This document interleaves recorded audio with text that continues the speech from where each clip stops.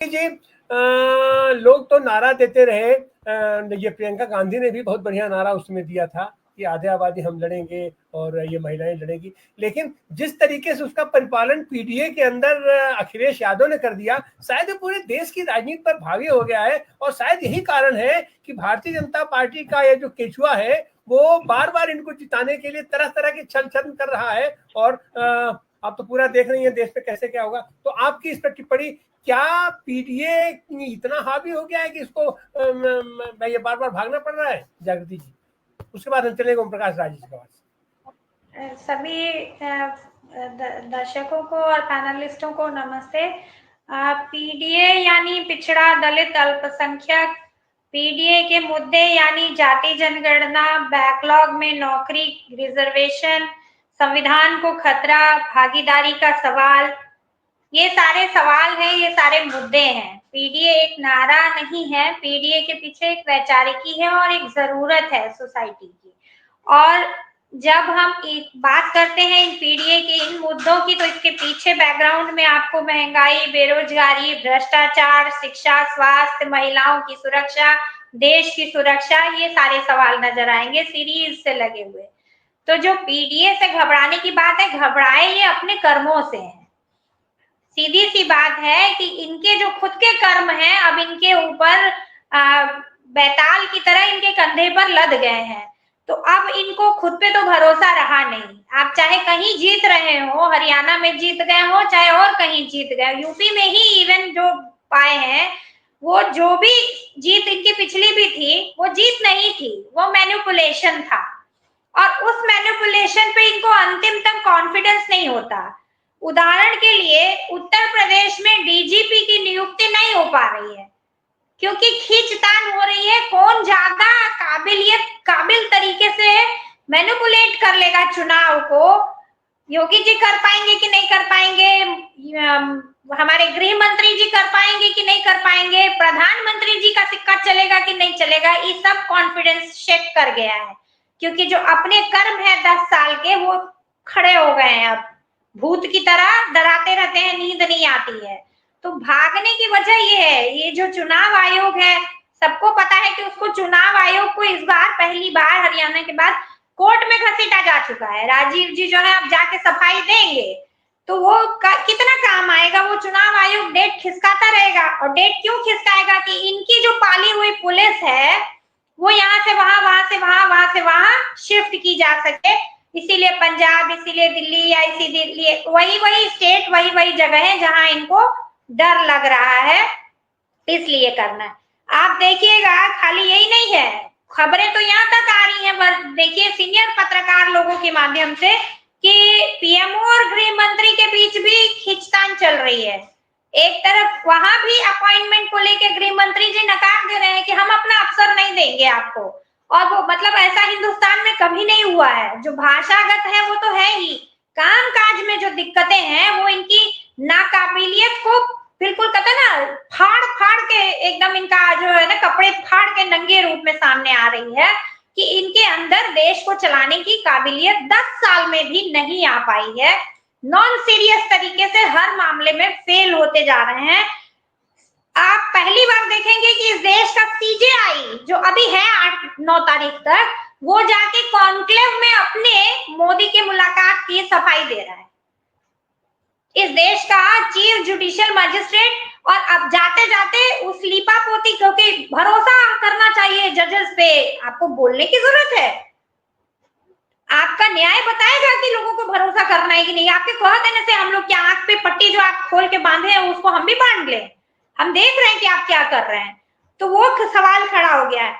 एक जो हमारे सुपर पावर चाणक्य कहे जाते हैं, उनके ऊपर रेड कॉर्नर नोटिस की तलवार लटक रही है, पूरी दुनिया में डंका बज रहा है उनके कारस्तानी का।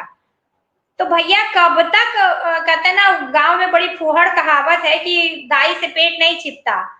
तो ये इनका जो पेट है अब इनके कुकर में दिखाई दे रहे हैं सबको।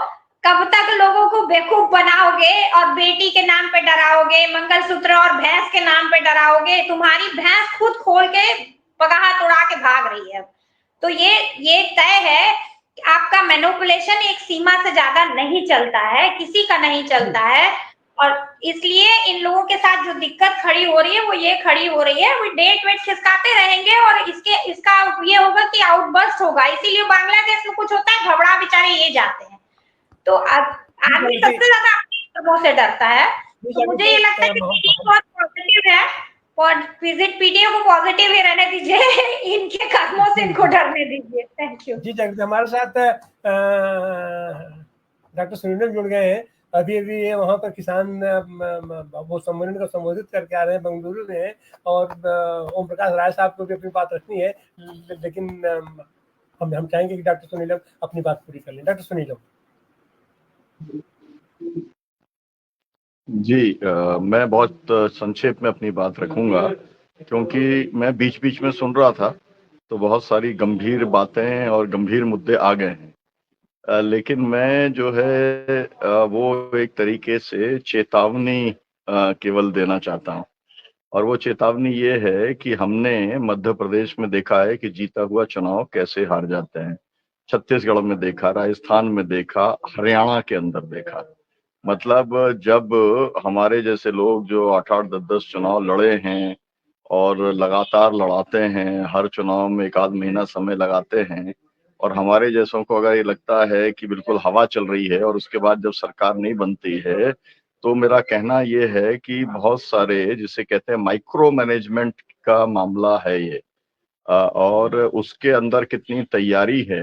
मैं ये तो देखता रहता हूँ, तमाम जगह से मुझे ये सूचना तो मिलती रहती है कि समाजवादी पार्टी जो है जब लोगों के नाम जोड़े जाते हैं तो नाम जुड़वाती है, जो नाम काटे जाते हैं उनका वेरिफिकेशन कराने का काम करती है। मतलब जो जो तिकड़में होती हैं उसके ऊपर नजर रखती है।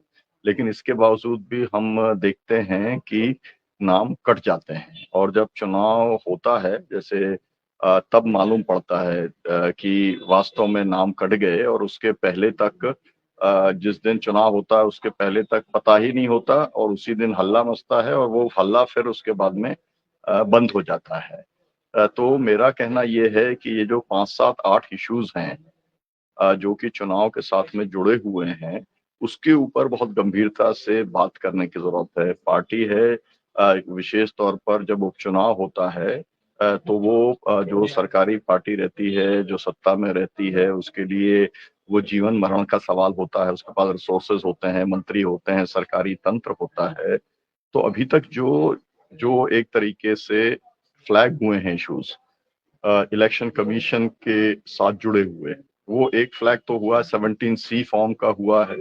तो समाजवादी पार्टी के 17C के फॉर्म जो है वो इलेक्शन कमीशन तो अपलोड करने को तैयार नहीं है, लेकिन पार्टी जो है वो उसे अपलोड करने के अंदर जरूर सक्सेसफुल रहेगी, और पूरे जो है ये 9 विधानसभा के अंदर चुनाव के तुरंत बाद वो अपलोड हो जाएंगे। उसके अंदर कोई गड़बड़ नहीं हो पाएगी, एक बात है।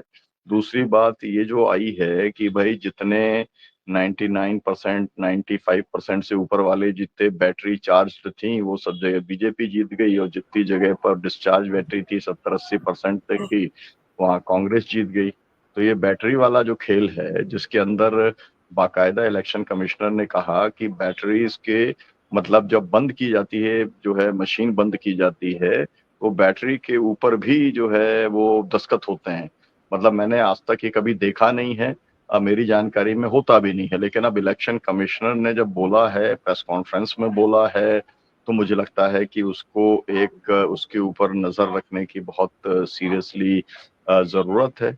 इसके साथ साथ में जो डिलीटेड लोग हैं वो वास्तव में डिलीटेड हैं या मतलब पार्टी के हिसाब से और प्रभाव के हिसाब से वो डिलीट हो गए हैं, ये एक सवाल है। तो मुझे लगता है कि उसके ऊपर भी नजर रखने की जरूरत है।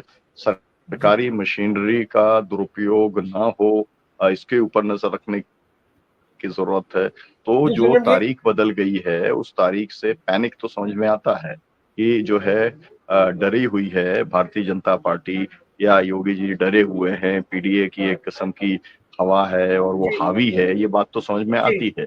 लेकिन प्रिकॉशन बहुत ज्यादा है, और मैं उम्मीद करता हूं कि ये जो है प्रिकॉशन 9 सीट के ऊपर समाजवादी पार्टी जो है वो जरूर वो बरत रही होगी। जी सुनील जी, और आखिरी बात ये कि वोटों के डिवीजन से 0.6% से हरियाणा के अंदर सरकार नहीं बना पाई है, तो डिवीजन ऑफ वोट्स को आखिरी समय में भी कैसे रोका जाए, जो बाकी दूसरे कैंडिडेट्स हैं उनके साथ में नेगोशिएट करके, ये भी एक बड़ा सवाल है। मुझे लगता है कि इन मुद्दों के ऊपर बहुत सीरियसली एफर्ट करने की जरूरत है। शुक्रिया तिवारी। आपका शशांक जी हम बाद में आएंगे। आप जरा से इनकी टिप्पणी ले लें ओम प्रकाश जी की। ओम प्रकाश राय जी, आप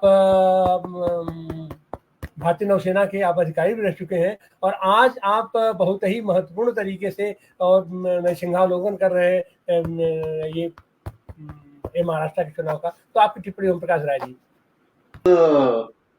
आनंद प्रकाश जी, सबसे पहले मैं अपने साथी पैनलिस्ट का नमन करता हूं और आपके दर्शकों का भी नमस्ते करता हूं। पहली बात, मैं ये उत्तर प्रदेश में आता हूं और इसके बाद महाराष्ट्र की बात कर लेंगे। डबल इंजन की सरकार मतलब डबल एंटी इनकम्बेंसी से मैं समझता हूं। यह वाक्य आज की राजनीति में पूरी सच्चाई को उजागर करता है।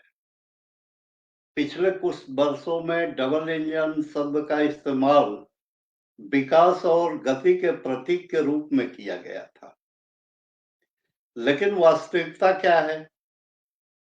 यह सरकार सिर्फ डबल इंजन की नहीं बल्कि डबल असफलताओं की कहानी है।